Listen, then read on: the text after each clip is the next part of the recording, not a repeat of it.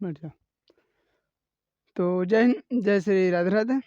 तो आज हम लोग बात करने वाले हैं जो कि राष्ट्रपति के चुनाव के बारे में। तो इससे पहले वाला क्लास में आपको बताया गया था कि हम लोग जब डिटेल से क्लास करेंगे तो इससे हम लोग क्या है कि राष्ट्रपति के चुनाव के बारे में हम आपको डिटेल से समझा दिया जाएगा, ठीक है।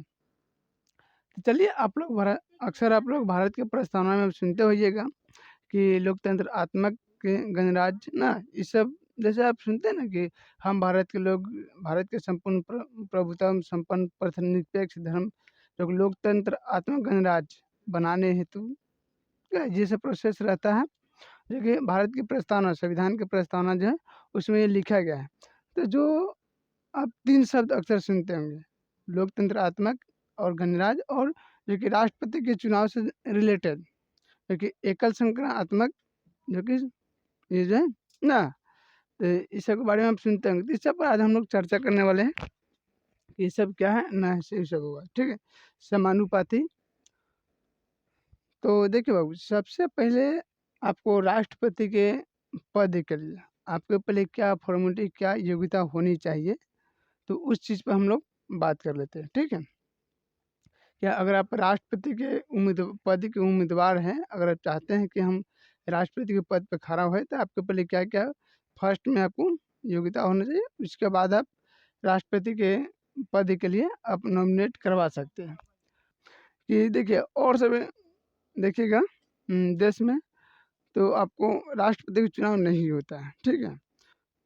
तो हमारे यहाँ शासना शासनाध्यक्ष के और राष्ट्राध्यक्ष के दोनों का चुनाव होता है, ठीक है। तो ये जो आप लोकतंत्र आत्मक सुनते हैं, ये डेमोक्रेटिक रिपब्लिक, तो ये सब यहीं से जुड़े हुए रिलेटेड बातें हैं। तो सबसे पहले आप देखिएगा कि हमारे यहाँ राष्ट्राध्यक्ष कौन होते हैं, राष्ट्रपति होते हैं, ठीक है। तो हमारे देश में राष्ट्रपति का चुनाव होता है, इसलिए हम लोग क्या है कि गणराज्य भी है, क्या है, गणराज्य में रिपब्लिक भी है। और हमारे यहाँ शासनाध्यक्ष यानी प्रधानमंत्री का भी चुनाव होता है, इसलिए हम लोग क्या है, लोकतंत्र आत्मक भी है, यानी डेमोक्रेटिक भी है। तो जो राष्ट्राध्यक्ष जो होते हैं राष्ट्रपति होते हैं, और शासना जो अध्यक्ष होते हैं वो प्रधानमंत्री होते हैं, ठीक है। आपको पता है कि नाम मात्र का राष्ट्रपति क्या है, यहाँ के प्रमुख है। किसी भी चीज़ के अगर कोई के अतिथि कानून पास करवाना है, तो सिर्फ फॉर्मेलिटी के लिए आप समझिए कि राष्ट्रपति के सिग्नेचर चाहिए ना, अन्यथा तो सब कुछ तो मसौदा जो कुछ है तो शासनाध्यक्ष ने प्रधानमंत्री और उनका मंत्रिमंडल तैयारी करता है। तो आपको इतना समझ में आना चाहिए कि जो राष्ट्राध्यक्ष यानी राष्ट्रपति का चुनाव होता है, इसलिए हम लोग रिपब्लिक यानी गणराज्य है, शासनाध्यक्ष का चुनाव होता है, इसलिए हम लोग देखिएगा कि हम लोग लोकतंत्रात्मक यानी डेमोक्रेटिक भी है, ठीक है। इतना समझ में आ गया। अब हम लोग पूछते हैं योग्यता के बारे में, क्या उम्मीदवार की योग्यता होनी चाहिए। तो सबसे पहले क्या आप भारत के नागरिक होइए, क्या सबसे पहले आपको भारत के नागरिक होना चाहिए, ठीक है। दूसरा जो है आपको 35 ईयर, ठीक है, यानी एज आपका पूरी हो चुका हो, यानी कम से कम 35 न, तो अगर समझिए कि 20-25 साल के युवक अगर दे दिया जाए, राष्ट्रपति बना दिया जाए, क्योंकि राष्ट्रपति तीनों सेना के प्रमुख होते हैं। वो तुरंत में किसी के बात सुनेगा नहीं, सुनेगा, बस आक्रमण करवा देगा। जैसे पाकिस्तान हमेशा एक्टिविटी करते रहता है, कि बम फोड़वाता है, कि कुछ करवाता है, कि आतंकवादी घुसवा देता है। तो ऐसा अगर राष्ट्रपति कोई युवा रहेगा तो बख्शेगा, उसको देख के उमचा देगा। तो इसीलिए आगे ही देखिए कि सोच के समझ के यहाँ एज लिमिट कर दिया गया कि कम से कम आपका 35 यानी 35 ईयर्स आपका एज होना चाहिए। तीसरा जो है, आप पागल ना होइए। पागल में समझ, अगर पागल के बना दीजिएगा तो कले वाला दे दीजिएगा, संसद में तुर दीजिए, हाई कोर्ट के तुर दीजिए। अब हाई कोर्ट के पहले कोई पावर नहीं रहेगा, पुलिस का हटा दो, आर्मी का हटा दो, तो पागल आदमी के बनाए तो यही दशा होने वाला है ना। कभी भी लॉकडाउन, कभी भी राष्ट्रीय आपातकाल घोषित कर देगा। और देखिएगा कि आप दिवालिया ना हो। क्या दिवालिया का मतलब होता है बाबू, कि कोई व्यक्ति अपने इनकम, जो इनकम सोर्स है उससे कहीं अधिक वो कर्ज ले चुका हो। जैसे मान लीजिए उसका पूरा संपत्ति लेके पूरा जो इनकम सोर्स है जो कुछ है उसका पहले, उससे अगर अधिक कर्जा ले लिया, वो व्यक्ति क्या है, दिवालिया है ना। जैसे कि अक्सर आप लोग विजय माल्या ये सब के नाम सुनते होइएगा, तो आप दिवालिया भी नहीं होना चाहिए। तीसरा चौथा नंबर बात, क्या आप किसी लाभ के पद पर नहीं होना चाहिए। जैसे कि आप देख लीजिएगा कि जो मंत्री है, ये सब विधायक, ये सब क्या है, नेता उता, ये अथी के पद नहीं है, लाभ के पद नहीं है। जैसे कि आप डीआईजी, आईपीएस, ये सब क्या है, ये सब लाभ के पद हैं, ठीक है। तो आप जो होइएगा, चौथा जो आपका फॉर्मेलिटी होना चाहिए, आप किसी लाभ के पद पे ना रहिए। हम नेता विधायक विधायक हैं तो आप खड़ा हो सकते हैं। तो ये देखिए, ये 4 गो कॉमन बात है, किसी के ऊपर ये योग्यता हो सकता है ना। नागरिकता, 35 ईयर एज, उसके बाद दिवालिया, पागल, जरूरी थोड़ी कि सब लोग कर्ज लेके डूबिए गया है, चाहे सब लोग पागल हो गया है। उसके बाद लाभ के पद पर नहीं रहना चाहिए। तो जरूरी थोड़ी कि सबके डीएम, आईजी, आईपीएस, आईएएस ये सब है ना। बात आता है ये दोनों में, प्रस्तावक में, अनुमोदक में। क्या बात आता है, ये प्रस्तावक और अनुमोदक में, और इसमें आम जनता को आप नहीं ले जा सकते हैं। क्या कि आप नॉमिनेट कराने के लिए, जैसे कि देखिए कहीं यहाँ वार्ड सरपंच और मुखिया विधायक के जो नॉमिनेशन होता है, तो इसमें बहुत सारे लोग जाते हैं, क्या उनका पक्ष लेके, कि हम चाहते हैं कि ये व्यक्ति खड़ा हो। आप लोग जो वो देखते हैं कि उनका रैली में जाते हैं, आप खाने थोड़ी जाते हैं, वहाँ दिखाया जाता है कि हाँ, इस विधायक के साथ, इस मुखिया के पहले इतना आदमी है, ये लोग चाहते हैं कि ये मुखिया में खड़ा होए। वो तो बस आप जानते हैं कि हाँ, हम यहाँ खाने या गाड़ी में तेल भरवाने आए हैं ना। बाकी अक्सर मायने में वहाँ बात क्या चल रहा है, वो तो अक्सर बात, ठीक है। तो यहाँ राष्ट्रपति के पद में जो है, आम इंसान ये प्रस्तावक, अनुमोदक नहीं बन सकते हैं ना, कोई बिजनेसमैन ये सब नहीं बन सकते। इसमें जो है सांसद यानी जो मंत्री है, वही 50 प्रस्तावक और 50 अनुमोदक होना चाहिए। क्या होना चाहिए? 50 प्रस्तावक और 50 अनुमोदक, ठीक है। और ये अलग अलग होना चाहिए, भले आप राज्यसभा से लाइए, लोकसभा से लाइए, मायने नहीं रखता इस बात को, ठीक है। ठीक है, जो प्रस्तावक जो है, ये सब आप भले राज्यसभा से लाइए, लोकसभा से लाइए, ये बात को फर्क नहीं पड़ता है, ठीक है। देखिए मंत्री होना चाहिए, ठीक है। तो प्रस्तावक का मतलब 50 व्यक्ति आप जाके खड़ा होकर कहता है कि हाँ, हम चाहते हैं कि राष्ट्रपति के पद के योग्य हैं, हम चाहते हैं कि राष्ट्रपति के पद पे ये खड़ा होए, ठीक है। तो 50 आपका ये अलग हो गया। फिर अनुमोदक जो है, ये भी 50 व्यक्ति जाएंगे, वो भी कहेंगे कि हाँ, हम भी चाहते हैं कि जो बोले हैं इनके पक्ष में हम खड़े हैं, ये विधायक तो राष्ट्रपति के पद के लिए ये खड़ा होए, इनको नॉमिनेट कर दीजिए। तो ये जो आप 50 प्रस्तावक और 50 अनुमोदक जो देख रहे हैं, ये भले आपका लोकसभा से ले आइए या राज्यसभा से ले आइए, बाकी ये मंत्री होना ज़रूरी है ना, कि आप कोई आम इंसान या विधायक भले थी, क्या कहते हैं, बिजनेस से लोग नहीं ले आ सकते। तो ये आपका फॉर्मेलिटी अगर पूरा हो जाएगा, तो आपका नॉमिनेट यानी राष्ट्रपति के पद के लिए आप नॉमिनेशन हो जाएगा। अब हम लोग बात करते हैं कि राष्ट्रपति के वोटिंग यानी वोट कौन डालता है, उसमें वोट में कौन कौन भाग लेते हैं, ठीक है। इलेक्टोरल कॉलेज के बारे में, ये कौन-कौन भाग लेते हैं?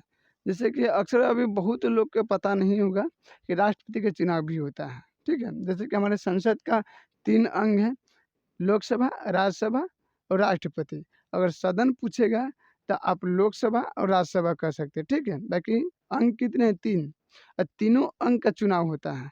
लोकसभा का भी चुनाव होता है, जैसे कि आप प्रधानमंत्री सब का, राज्यसभा का भी चुनाव होता है और राष्ट्रपति का भी चुनाव होता है। लेकिन देखिएगा आज भी जो राष्ट्रपति का चुनाव जो होता है, वो अति पर्ची पे होता है।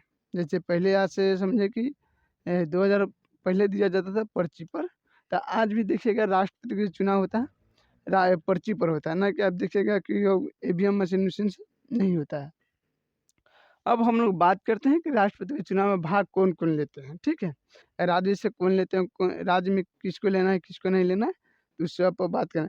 तो आपको जो संसद भवन का अगर समझना है ना, तो सबसे पहले आपको भारत के 28 जो स्टेट है, यानी 28 राज्यों का समझना ज़रूरी है, ठीक है? तो अब हम लोग चालू करते हैं राज्य से, ठीक है? तो भारत में आपको पता है कि कितना राज्य है? 28 राज्य है, ठीक है? 28 राज्य के जो कि एमएलए यानी विधायक, वो क्या करते हैं, भाग लेते हैं। तो देखिएगा बाबू, हर एक राज्य में देखिए क्या है कि विधानमंडल है, विधानमंडल में क्या होता है कि 2 सदन होते हैं। जैसे कि आप संसद में देखिएगा 2 सदन है, लोकसभा, राज्यसभा, इसी तरह विधानमंडल में होता है। बाकी देखिएगा जो ये 2 सदन है ना, हर एक राज्य में नहीं है, ठीक है। जैसे कि विधानमंडल के 2 सदन हो गया, विधानसभा और विधान परिषद, ठीक है। जो विधान परिषद है ना, वो अभी 28 राज्य में नहीं बना है, ठीक है, महज अभी 6 राज्य में ही बना है। जैसे कि यूपी, बिहार, महाराष्ट्र, कर्नाटक, आंध्र प्रदेश, तेलंगाना, ठीक है। तो इसलिए देखिएगा बाबू कि राष्ट्रपति के चुनाव में जो है ना विधान परिषद के सदस्य भाग नहीं लेते हैं। क्या है? राष्ट्रपति के चुनाव में विधान परिषद के जो कि सदस्य जो होते हैं वो भाग नहीं लेते। क्या है कि देखिए कि अभी 28 राज्य में विधान परिषद का गठन नहीं हुआ है, इसलिए महज 6 स्टेट में है। तो इसलिए 6 स्टेट में आप कंपल्सरी नहीं कर सकते हैं। तो इसलिए देखिएगा कि 6 राज्य के जो आपको बताइए थे कि यूपी, बिहार, महाराष्ट्र, कर्नाटक और यहाँ देखिएगा कि आंध्र प्रदेश, तेलंगाना, ठीक है। अब हम लोग बात करते हैं तो भाग राजस्व कौन लेता है? तो विधानसभा के जो सदस्य होते हैं वो भाग लेते हैं, ठीक है, यानी एमएलए, ठीक है। कौन? एमएलए यानी विधायक जी। तो देखिए हर एक राज्य में देखिएगा बाबू जनसंख्या को निर्भर करता है कि वो विधायक का वोट वैल्यू कितना है, ठीक है। क्या कि सबको हर एक स्टेट में अलग अलग जनसंख्या है, तो अलग अलग विधायक का पावर होगा। जैसे कि अभी देखिएगा भारत में सबसे ज़्यादा किस राज्य में जनसंख्या है? तो उत्तर प्रदेश में। और ये सब जो अभी काउंटिंग होता है ये होता है अभी 1971 की जनगणना के अनुसार से, ठीक है। तो यूपी में सबसे ज़्यादा कितना है? 22 करोड़ है। और वहाँ के एमएलए का सीट कितना है? तो 403 है। कितना है? 403, ठीक है। तो इसीलिए आपको एग्जाम्पल के तौर पर आपको 403 जो कि सबसे ज़्यादा यूपी का है, तो इसलिए आपको दे दिया गया है, ठीक है। तो यहाँ एमएलए देखिएगा, ठीक है, क्या है? एमएलए। यहाँ इस जो जनसंख्या लिखा है उस राज्य का टोटल जनसंख्या के ऊपर लिख दीजिए। जैसे कि यहाँ यूपी का है तो यहाँ 22 करोड़ लिख दीजिए। नीचे टोटल एमएलए यानी जितना उस यूपी में सीटों हैं, ठीक है, एमएलए का यानी 403 नीचे देख के भागा दीजिएगा, ठीक है। इसके बाद मल्टीप्लाई कर दीजिएगा तो एक एमएलए का जो वोट वैल्यू आता है 208 आता है। कितना आता है? 208 एक एमएलए का, ठीक है। तो ये हम लिख दें कि 208 आता है, ठीक है, एक एमएलए का। तो यूपी में टोटल कितने एमएलए हैं? 403 है। तो 403 मल्टीप्लाई 208 कीजिएगा तो आपको 83,424 टोटल वोट यूपी का होता है। यानी आप देखिए कि अकेले राष्ट्रपति को, ठीक है, अकेले जो कि यूपी से महज कितना मिलता है? 83,824 वोट मिल जाता है अकेले यूपी से, ठीक है। राष्ट्रपति को अकेले कितना वोट मिलता है यूपी से? तो 83,824 वोट मिलता है, ठीक है। और सबसे कम देखिए तो देखिए यहाँ के जो कि एमएलए हैं उनका पावर भी बेसी है, ठीक है। क्या है? पावर भी बेसी है। और सबसे कम देखिएगा तो सिक्किम में, जो कि भारत के राज्य है सिक्किम, वहाँ सबसे कम जनसंख्या है और वहाँ सीटों की संख्या भी कम है। वहाँ सीट की संख्या कितना मिलेगा? 32। और वहाँ जनसंख्या कम है तो अगर वहाँ की जनसंख्या से सीट से भाग दीजिएगा तो एक एमएलए का जो कि वोट वैल्यू आता है 7। कितना था? 7, ठीक है। तो अगर यहाँ लिख दिए हैं तो 7 से अगर 32 में मल्टीप्लाई कीजिएगा यानी गुना कीजिएगा तो आपको 224 आएगा, ठीक है। यानी एक एमएलए का जो कि वोट वैल्यू कितना आएगा? भले 7 आता है। अब पूरे सिक्किम को मिलाइएगा, ठीक है, सिक्किम को, तो कितना आपको राष्ट्रपति वोट मिलता है? तो 224 वोट मिलता है पूरे सिक्किम में, ठीक है। और महज आउट ऑफ स्टेट के देखिए सबका अलग अलग होता है। जैसे कि आप देखिएगा झारखंड और तमिलनाडु को जो कि एक एमएलए का वोट वैल्यू कितना मिलेगा? 176 मिलेगा, ठीक है। महाराष्ट्र के देखिएगा एक एमएलए का वोट वैल्यू 175 मिलेगा। बिहार का अपना देखिएगा तो 173 मिलेगा, ठीक है। ठीक इसी तरह अरुणाचल प्रदेश सिक्किम में देखिएगा तो जो अरुणाचल प्रदेश, मिजोरम है वहाँ के जो कि एमएलए एक एमएलए का वोट वैल्यू आपको 8 मिलेगा। मेघालय के 16 मिलेगा। तो कुछ इसी प्रकार नागालैंड के आपको एक एमएलए का वोट वैल्यू कितना मिलेगा? 9 मिलेगा। तो इसी तरह के अब सब जगह के अलग डिफरेंट एमएलए का वोट वैल्यू है, ठीक है। बाकी सबसे बेसी कहाँ के? तो यूपी का है, ठीक है। और टोटल देखिएगा कि 28 राज्य में एमएलए की संख्या कितनी है? तो 4003। कितना है? 28 राज्य में एमएलए की संख्या कितनी है? तो 4003 है। और टोटल वोट मिलता कितना राष्ट्रपति का 28 राज्य में मिला के? तो 5,43,231 वोट जो कि राष्ट्रपति के मिलते हैं, ठीक है। कितना मिलते हैं? 5,43,231 मिलता है, ठीक है। तो यानी पूरे राज्य को मिलाइएगा, टोटल एमएलए कितना है बाबू? 4033, ठीक है। और 4033 का कितना वोट है? तो 5,43,231, ठीक है। तो इतना भारत के 28 राज्य से राष्ट्रपति के क्या था वोट मिलता है। अब हम लोग बात करेंगे संसद भवन पर, ठीक है, क्या पार्लियामेंट पर हम लोग बात कर लेते हैं। पार्लियामेंट में से कौन कौन व्यक्ति भाग लेते हैं और कौन कौन नहीं लेते हैं, ठीक है। तो देखिएगा कि पार्लियामेंट में देखते हैं, आपको मालूम कि संसद का 3 अंग है, राष्ट्रपति, राज्यसभा और लोकसभा। जिनमें से 2 सदन पूछेगा तो लोकसभा, राज्यसभा, ठीक है। तीनों राष्ट्र जो संसद भवन के तीनों जो कि अंग है, तीनों का चुनाव होता है। जिसमें देखिएगा कि लोकसभा में टोटल सीट कितना है? तो 545 है। और राज्यसभा में टोटल सीट कितना है? तो 245 है, ठीक है। तो क्या आप यहाँ देखिएगा कि हम 545 की जगह पर 543 लिखे हैं और यहाँ 245 की जगह पर हम 233 लिखे हैं। तो रीज़न क्या है कि जब हम यहाँ लिखे हुए नहीं है 2 एंग्लो इंडियन ना, तो रीज़न क्या है बाबू कि जब हमारे देश पर यूरोपियन का अधिकार था, यानी शासन था, जैसे कि डच, पुर्तगाल, ब्रिटेन, फ्रांस, ये सब थे ना, तो उस समय शासन करते थे। तो उस समय जो पुरुष जो थे, पुरुष वो यहाँ रहने के लिए भारतीय महिला से क्या है शादी कर लेते थे, भारतीय महिला से शादी कर लेते थे। अब बताइए कि पिता यूरोपियन हो गया, माता भारतीय हो गई, तो इनका जो संतान होता था, ठीक है, तो उन्हें हम क्या कहते थे? एंग्लो इंडियन कहते थे।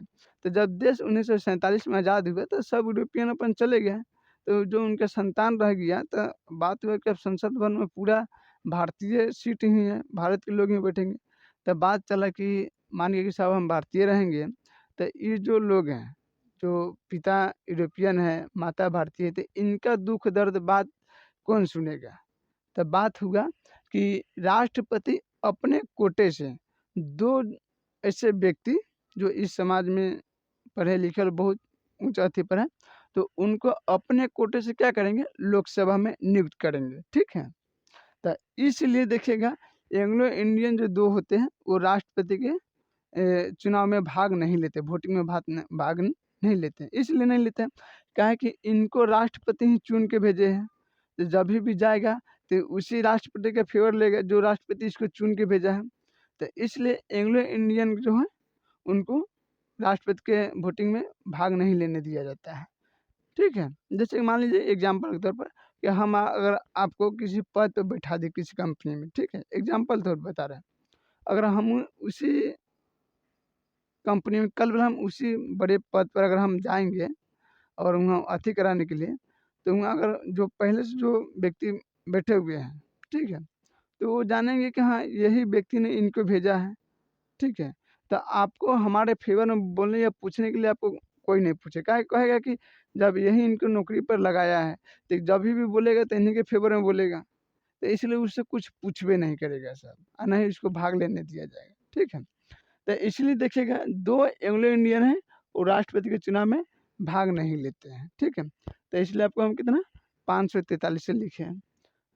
यहाँ देखिएगा राज्यसभा में देखिएगा तो 245 है, बाकी 245 को हम 233 से लिखे हैं। तो इसमें रीजन क्या है कि 12 जो व्यक्ति है ये राष्ट्रपति अपने तरफ से मनोनीत करते हैं, जैसे कि कला के क्षेत्र से, संस्कृत के क्षेत्र से, विज्ञान के क्षेत्र से ना, समाज सेवा के क्षेत्र से, पर्यावरण के क्षेत्र से, जो ऐसे ऐसे क्षेत्र में जो व्यक्ति बहुत बड़े नाम किए हैं, काम उम करते हैं, उनका नाम बहुत है ना, वो अपना जीवन का अधिक जो कि समय इस क्षेत्र में बिताए हैं, तो उनको क्या करता है राष्ट्रपति अपने तरफ से 12 ऐसे व्यक्ति को मनोनीत करके राज्यसभा में भेजते हैं। तो इसलिए इनको भी राष्ट्रपति अति चयनित कर ले रहते हैं, भेज ले रहते हैं।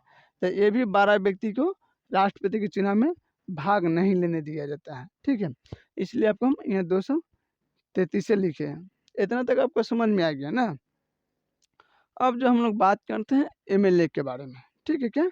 अब एमएलए में तो टोटल देखिएगा बाबू कि 543 और 233 को अगर सम कीजिएगा, जोड़िएगा, तो टोटल एमपी कितना होंगे? तो 776। कितना होंगे?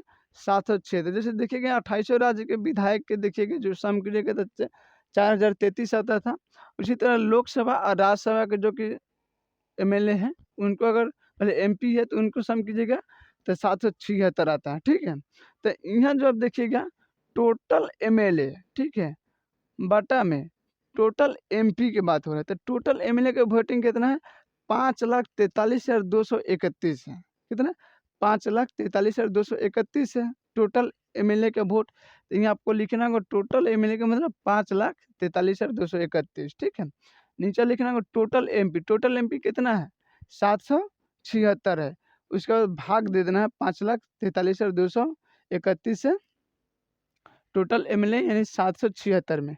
तो तकरीबन एक जो एमपी का जो वोट आता है वो आता है 700। कितना आता है? 700, ठीक है। एक एमपी का वोट आपको 700 आता है। अब इसको लेके टोटल एमपी का आप गुना कर दीजिए कि 776 टोटल एमपी है और गुण यानी मल्टीप्लाई 700 कर दीजिएगा। तो तकरीबन तो आपको ये भी आपको इसी का लगभग आ जाएगा 5,43,200 करीब में इधर भी आ जाता है। मैं यानी आप देखें यहाँ गौर से दिखाई दे रहा है 5,43,200 यानी आप देखिए कि पूरे 2800 राज्य का मिला के वोट 5,43,231 हो रहा है। अकेले संसद भवन, ठीक है, जो कि 2 सदन मिला के अकेले कितना है? 5,43,200 यानी बात समझ रहे हैं कि अकेले संसद भवन ये 2800 राज्य का पावर रखता है। बात समझ रहे हैं, इसलिए इसी को केंद्रीय सेंट्रल थोड़ी कहा जाता है। इतना तक आपको समझ में आ गया। अब टोटल इस वोट को जोड़िएगा 5,43,231 इधर अब 5,43,200 उधर यानी पार्लियामेंट से टोटल आपको 10,86,431 के आसपास आपको मिलेगा वोट टोटल यानी राष्ट्रपति के पड़ता है। तो देखिएगा जब 2022 में राष्ट्रपति का चुनाव हुआ था तो उस समय 2 ही व्यक्ति थे, द्रौपदी मुर्मू साहब और जो कि यशवंत सिन्हा साहब थे, ठीक है। तो तकरीबन आपको यशवंत सिन्हा साहब का आपको 3 लाख कुछ वोट मिला था और द्रौपदी मुर्मू को 6 लाख कुछ वोट मिला था, जिस कारण द्रौपदी मुर्मू क्या हुए? भारत के फर्स्ट जो कि नागरिक बन गए यानी कल राष्ट्रपति बन गए, ठीक है। सिटीजन ऑफ फर्स्ट जो कि इंडिया के देखिएगा। अब हम लोग बात करते हैं बाबू कि अब राष्ट्रपति के वोटिंग होता कैसे है। अब हम लोग जो समानुपाती एकल इस सब के बारे में हम लोग पढ़ लेते हैं ना। है तो मान लीजिए कि देखिए बाबू राष्ट्रपति के पद पर कितने व्यक्ति खड़े हैं? 3 व्यक्ति खड़े हैं। कितने? 3 व्यक्ति खड़े हैं। जैसे कि हम लिख देते हैं ए, ठीक है, इसके बाद यहाँ लिख देते हैं बी, चाहे हिंदी में यहाँ लिख देते हैं, रुक जाओ, मान गए कि म झ रू, ठीक है, यानी फर्स्ट सेकंड 3, हमें यहाँ स्पेस बहुत कम है। मान लीजिए कि 3 व्यक्ति राष्ट्रपति के पद के लिए उम्मीदवार हैं यानी खड़े हुए हैं, ठीक है। अब इसमें वोट कैसे डालेगा? काहे कि इसको सम कीजिएगा 776 एमपी इधर और 4,033 एमएलए उधर, ठीक है। तो ये दोनों को सम कीजिएगा तो आपको 4,809 कि एमपी एमएलए आपको टोटल मिल जाएंगे, ठीक है। यानी इतने व्यक्ति जो है राष्ट्रपति के चुनाव में भाग लेते हैं, ठीक है।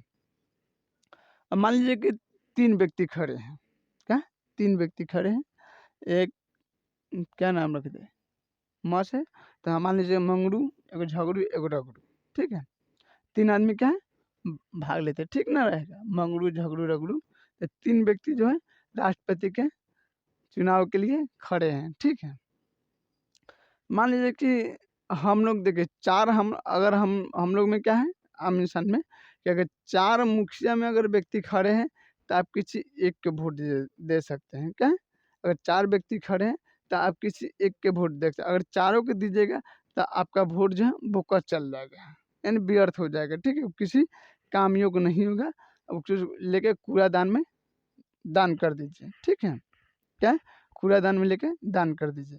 बाकी राष्ट्रपति के चुनाव में ऐसा नहीं है, ये समानुपाती वोटिंग होता है कि अगर एक व्यक्ति जाए तो जितने उम्मीदवार खड़े हैं आप सबको वोट दे सकते हैं, क्या आप सबको वोट दे सकते हैं।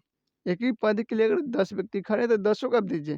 जैसे कि अमूमन हम लोग क्या करते हैं कि अगर 4 व्यक्ति अगर मुखिया के लिए खड़ा है तो आप किसी एक को ही चयनित करना है, यानी आप किसी एक को ही वोट दीजिएगा। अगर चारों के दिए तो आपका वोट क्या हो जाएगा, व्यर्थ हो जाएगा।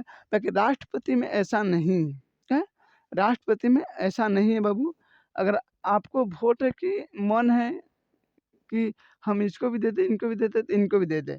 ताकि हाँ, इसी में आपको चयनित करना है कि सबसे में अच्छा व्यक्ति कौन है, मंगरू है कि झगड़ू है कि रगड़ू है, तो इसमें सबसे अच्छा व्यक्ति कौन है, उसको आपको चयनित करना है। तो उसी के हिसाब से मान लीजिए कि कोई एमपी आया, ठीक है, तो उनको सबसे अच्छा लगा मंगरू भाई, ठीक है, इनको दे दीजिए।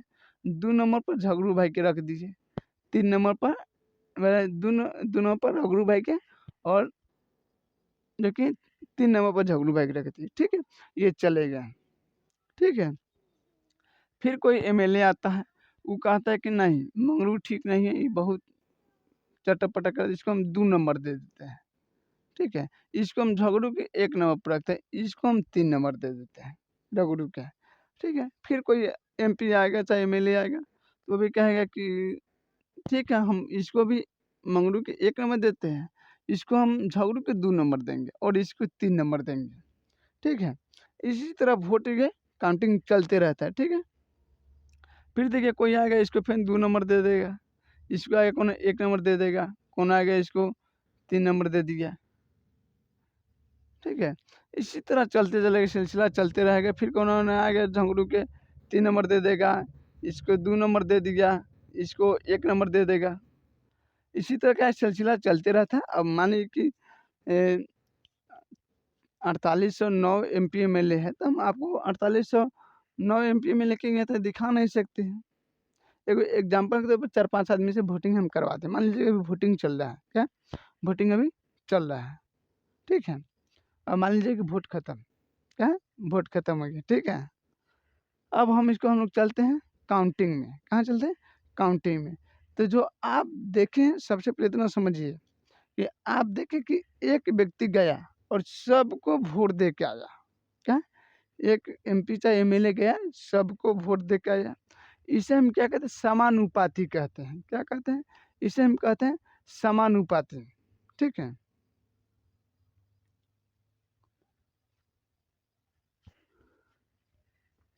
अब हम लोग क्या करते हैं बाबू, काउंटिंग हम लोग चालू करते हैं, ठीक है। अब हम लोग सबसे पहले देखेंगे प्रथम चरण, कि प्रथम चरण में कौन विजेता बनता है, क्या। तो सबसे पहले देखिए प्रथम चरण में देखिएगा, सबसे पहले देखेंगे मंगरू के कितने आदमी ने प्रथम यानी फर्स्ट पर रखा है। तो 1 और 2, मान लीजिए कि 2 व्यक्ति थे जो मंगरू के 1 नंबर पर रखना चाहा, ठीक है। फिर देखेंगे झगड़ू के, तो झगड़ू के देख लेते बाबू कि कई आदमी ने 1 नंबर पर रखना चाहते, इनको भी 2 नंबर पर। रगड़ू के तो 1 नंबर पर, माने एगो व्यक्ति 1 नंबर पर रखने के चाहे, ठीक है।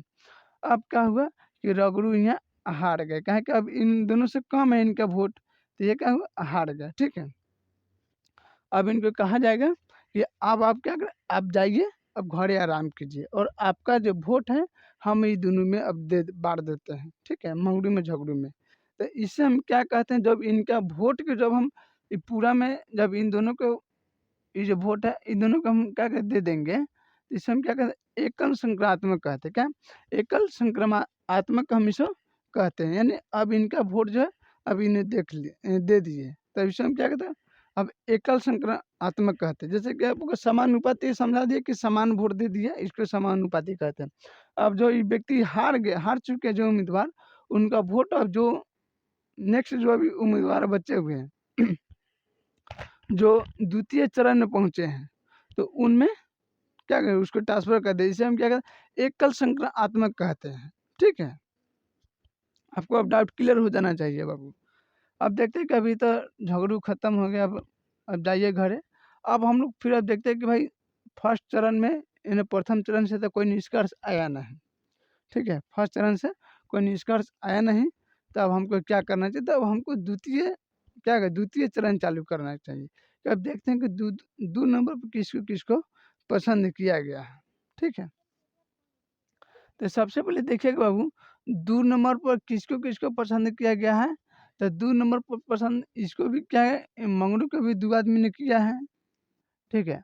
झगड़ू के भी 2 आदमी किया है, तो बड़ा दिक्कत आ जाएगा ना, ये तो इसमें भी बराबर हो गया, तो बड़ा दिक्कत आ जाएगा ना। अगर आगे भी देखिएगा तो हाँ, अब इसमें देखते हैं कि अब 2 नंबर में निष्कर्ष नहीं निकला। ऐसे तो अक्सर 2 नंबर में निकल जाता है। बहुत देखिए, बहुत जगह वोट अधिकांश एक समय आया था कि द्वितीय चरण हुआ था बीबी गिरी के समय, ठीक है? अभी तृतीय चरण में कोई नहीं गया, बाकी हम आपको तृतीय चरण तक आपको निकाल के हम बता रहे हैं, ठीक है? अभी तक तो भारत में तृतीय चरण तक नहीं गया है। अमूमन अधिकांश का फर्स्ट चरण में क्या कि आदमी विजेता घोषित हो जाता है। बाकी जो बीबी गिरी थे राष्ट्रपति, उस समय द्वितीय चरण में जाके बीबी गिरी क्या थे, राष्ट्रपति बने थे। बाकी आपको आज हम तृतीय चरण में ले जा रहे हैं, हाँ, तृतीय चरण तक ले जा रहे हैं। तो अब देखिए कि अब द्वितीय चरण में भी कोई निष्कर्ष नहीं निकला, अब क्या होगा? तो अब जो होगा तृतीय चरण देखा जाए, अमूमन जाता नहीं है, लेकिन किंतु अब यहाँ क्या निकालना है, ठीक है? अब तृतीय चरण देखेंगे कि मंगरू के कितने आदमी ने 3 नंबर पर रखा है, तो मंगरू के 3 आदमी, एक आदमी ने 3 नंबर पर रखा है, देखिए, ठीक है? एक आदमी 1 नंबर पर रखा है, और झगड़ू की कितना आदमी रखा है, यहाँ देखिएगा, इसको भी एक आदमी रखा है, बड़ा दिक्कत ना। अब क्या होगा, क्या फिर अब कहेगा कि फिर से वोट करवा दिया जाए, क्या फैन से वोट करवा दिया जाए, तो फैन से वोट होगा। और नहीं तो इसी में हम लोग थोड़ा फेरबदल कर देते हैं। अब मानिए कि अब यहाँ तक तो हम लोग पहुँचे गए हैं, ठीक है? अब तृतीय चरण में कोई नहीं इसका, तो मान लीजिए कि फैन से वोट चालू हो गया, ठीक है? क्या है, फैन से वोट चालू हो गया। अब इसको ठीक है चेंज कर देते हैं बाबू, क्या है, अब इसको हम लोग थोड़ा चेंज कर देते हैं।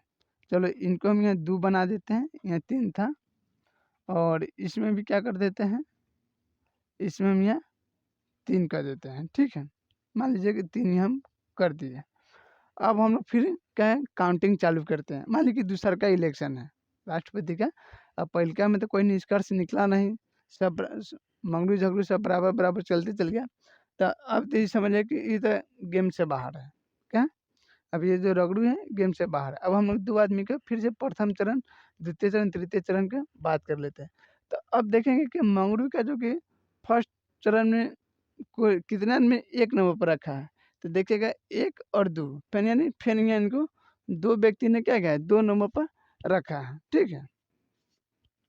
कितना, 2 नंबर पर 2 व्यक्ति ने। फिर देखते हैं झगड़ू के, तो इसको भी 2 नंबर पर रख ले हैं, ठीक है? फिर निष्कर्ष नहीं निकलेगा, क्या? अक्सर इसी तरह से। अब हम देखते हैं द्वितीय चरण, क्या? द्वितीय चरण। अब द्वितीय चरण में देखते हैं कि द्वितीय चरण में कैसे होगा। तो अब देखिए कि मंगरू के फैन जितने एमपी एमएलए थे, वो 2 नंबर पर कई आदमी रखे, तो यहाँ रखे 1 2 3, क्या? 1 2 3, यानी 3 व्यक्ति ने मंगरू के 2 नंबर पर रखने का इरादा है, उनकी इच्छा था कि 2 नंबर पर ये रहे, ठीक है? अब झगड़ू के देखते हैं, तो झगड़ू के 1 2, यानी 2 व्यक्ति इनको भी रखा, यानी अब झगड़ू क्या हो गए, ये हार गए। अब जाइए ये भी घरे, मंगरू विजेता हो गए, ठीक है? यानी ये भारत का राष्ट्रपति बन गए। बस समझ आ गए इतना तक। अक्सर ये अमूमन देखिएगा तो आपको बता ही दिया है कि ये बीबी गिरी जब राष्ट्रपति बने थे, तो वो जाके द्वितीय चरण में क्या हुए थे, राष्ट्रपति बने थे। तो अमूमन देखिएगा कि सब जो है फर्स्ट चरण में राष्ट्रपति बन जाते हैं। राष्ट्रपति द्रौपदी मुर्मू के समय भी देखिए, वो फर्स्ट चरण में निकल गए, क्या है कि उनको 6 लाख कुछ वोट मिला था, और जो कि यशवंत सिन्हा साहब थे, उनको 3 लाख कुछ वोट, ये 3.5 लाख के आसपास मिला था, ठीक है? तो उम्मीद है कि आज का कंटेंट आपको समझ में आया होगा। जय हिंद, जय श्री राधे राधे। फिर हम मिलेंगे अगले नेक्स्ट क्लास में, ठीक है?